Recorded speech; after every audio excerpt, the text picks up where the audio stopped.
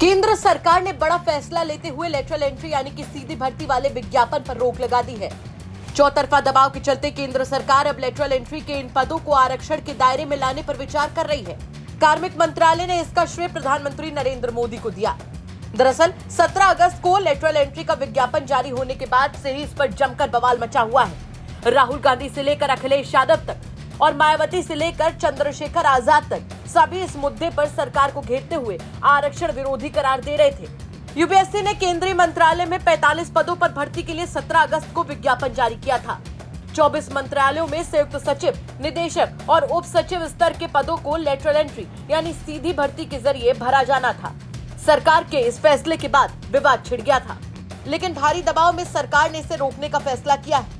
मंगलवार को कार्मिक मंत्री डॉक्टर जितेंद्र सिंह ने यूपीएससी चेयरपर्सन को लिखी चिट्ठी में कहा है कि ये महत्वपूर्ण है कि सामाजिक न्याय की दिशा में दिए गए संवैधानिक निर्देशों का पालन हो, ताकि सरकारी नौकरियों में वंचित तबकों के योग्य उम्मीदवार अपना वाजिब हक पा सकें।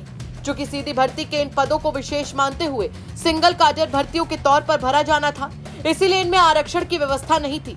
सामाजिक न्याय सुनिश्चित करने की दिशा में प्रधानमंत्री के फोकस को देखते हुए आरक्षण के इस पहलू पर दोबारा विचार करने और इसे सुधारे जाने की जरूरत है।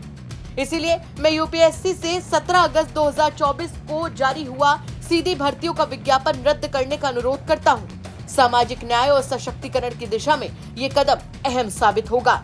आपको बता दें कि लेटरल एंट्री यानी कि सीधी भर्ती के तहत उन लोगों को सरकारी सेवा में लिया जाता है जो अपनी फील्ड में माहिर होते हैं। ये यूपीएससी या फिर किसी कोई सरकारी कैडर से नहीं होते। सरकार तजुर्बे और दक्षता के आधार पर इन्हें नौकरशाही में तैनात करती है। कांग्रेस नेता राहुल गांधी ने इसका विरोध करते हुए कहा था कि महत्वपूर्ण पदों पर लेटरल एंट्री के जरिए भर्ती का खुलेआम एससी, एसटी और ओबीसी वर्ग का आरक्षण छीना जा रहा है। साथ ही तमाम बड़े नेताओं ने भी इसके खिलाफ मोर्चा खोल दिया था। लोकसभा चुनाव के बाद सही आरक्षण और संविधान के मुद्दे पर विपक्ष फ्रंट फुट पर है। वो जाहिर तौर पर लेटरल एंट्री के विज्ञापन पर लगी रोक को अपनी जीत और सरकार की हार के तौर पर पेश करेगा। बाकी आपका इस खबर को लेकर क्या कुछ कहना है, कमेंट करके जरूर बताएं। यूपी तक के लिए हिमांशु मिश्रा की रिपोर्ट।